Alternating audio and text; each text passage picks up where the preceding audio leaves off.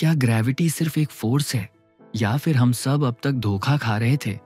सोचो, हम जो भी चीज गिरती देख रहे हैं, सेब से लेकर सैटेलाइट्स तक, क्या वो वाकई खींची जा रही है या वो बस गिर रही हैं?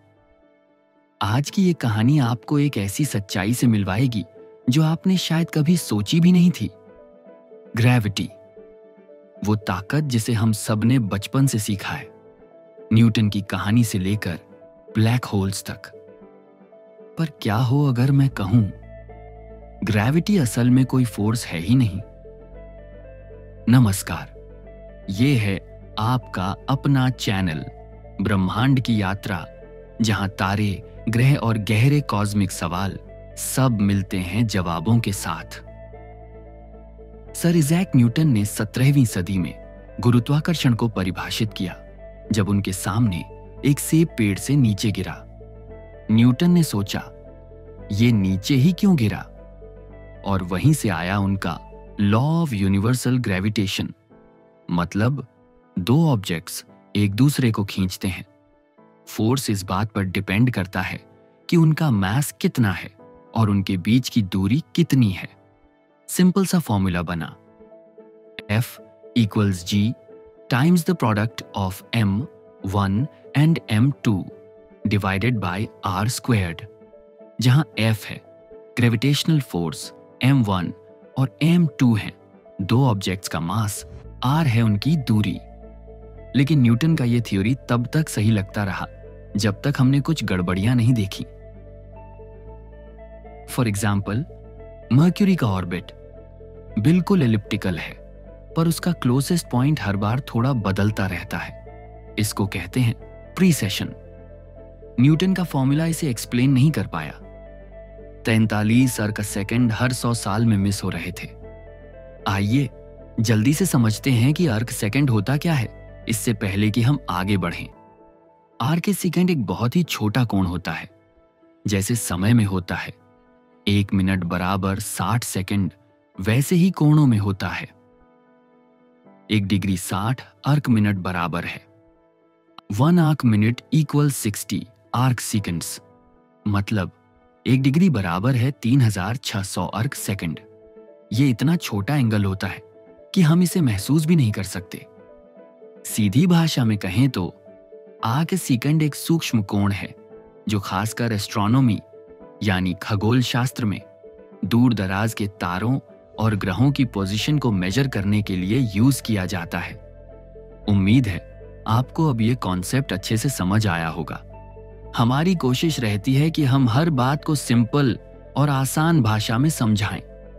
अगर अच्छा लगा हो तो चैनल को सब्सक्राइब जरूर करें और इसे अपने दोस्तों और बच्चों के साथ शेयर करें।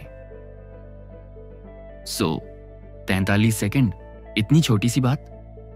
हाँ, लेकिन स्पेस में छोटी बातें भी बहुत बड़ी होती हैं, और यहीं पर एंट्री होती है अल्बर्ट आइंस्टीन की और उनकी थ्योरी जनरल रिलेटिविटी। आइंस्टाइन ने कहा, ग्रेविटी कोई फोर्स नहीं है, ये तो बस स्पेस और टाइम का झुकाव है जो मैसिव ऑब्जेक्ट्स क्रिएट करते हैं। उदाहरण के लिए सोचो, एक ट्रैम्पोलिन है, उसके बीच में आपने एक भारी गेंद रख दी। अब अगर कोई छोटी गेंद पास से गुजरेगी, वो घूमती हुई अंदर की ओर झुकेगी। ऐसा नहीं कि ट्रैम्पोलिन ने उसे खींचा, बल्कि स्पेस टाइम खुद झुक गया।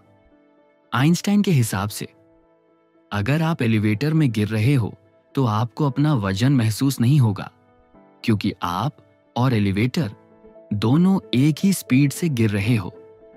इसी को कहते हैं प्रिंसिपल ऑफ इक्विवेलेंस, यानी कि ग्रेविटी और एक्सेलरेशन बेसिकली एक ही चीज है। अब लाइट का क्या? लाइट का कोई मास नहीं होता, फिर भी ग्रेविटी उसे बेंड करती है। कैसे?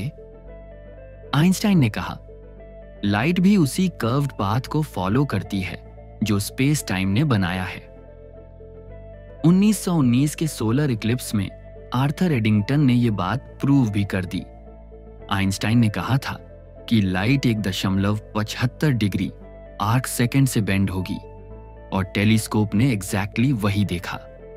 और इसी तरह जनरल रिलेटिविटी कंफर्म्ड।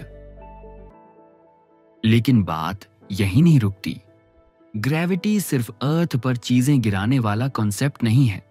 यह वो है जो ग्रहों को सूर्य के चारों ओर रखता है, मून को अर्थ के चारों ओर, और इवन ब्लैक होल्स तक। पर एक बड़ी गड़बड़ी है और उसका नाम है डार्क मैटर।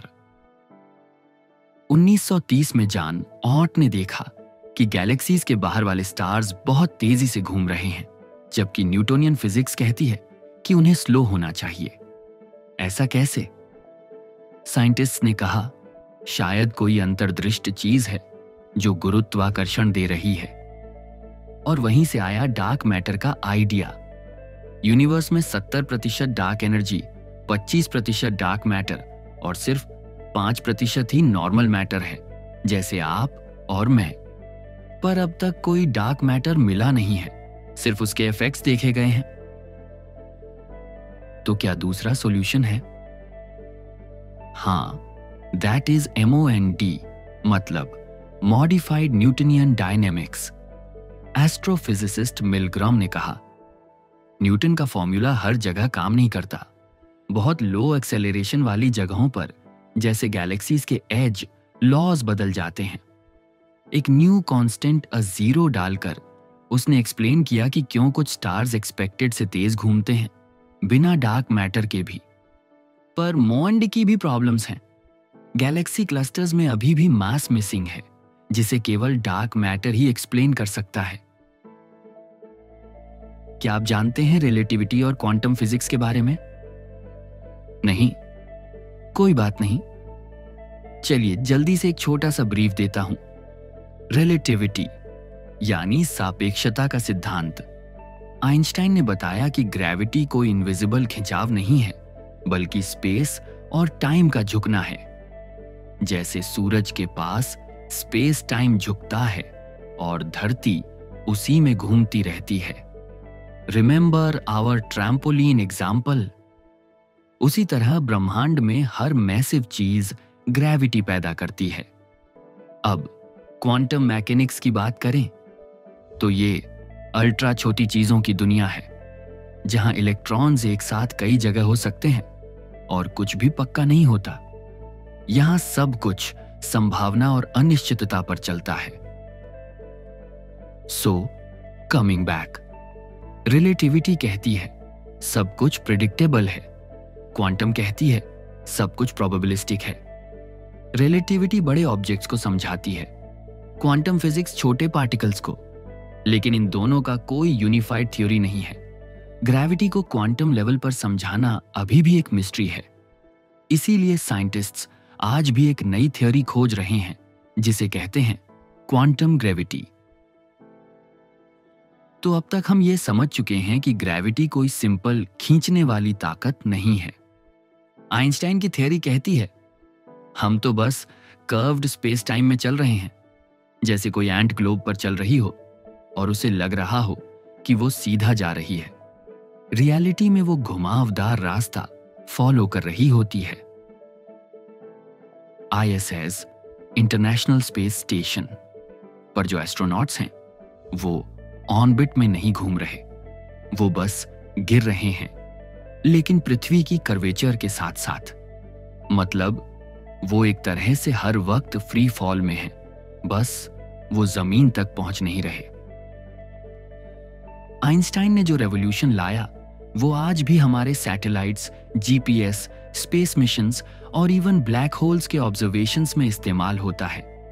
2016 में जब वैज्ञानिकों ने ब्लैक होल के पास से तारे SG Nu-2 को देखा, उन्होंने देखा कि उसकी रोशनी लाल हो गई थी। एग्जैक्टली वही हुआ जो आइंस्टाइन ने 100 साल पहले कहा था।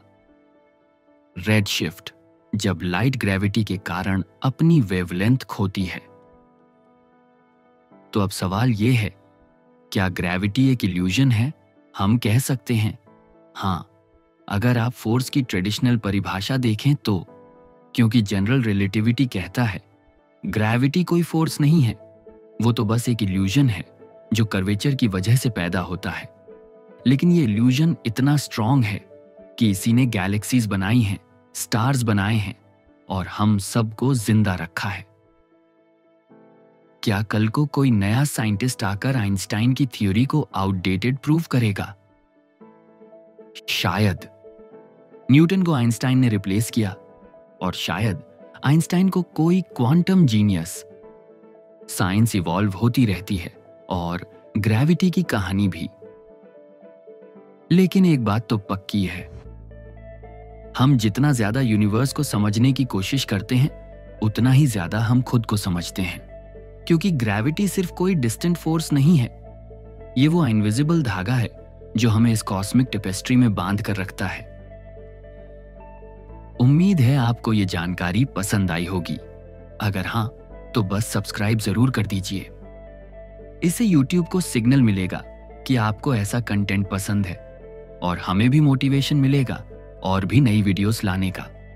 ये है आपका अपना चैनल ब्रह्मांड की यात्रा और ये तो बस शुरुआत है। Thank you.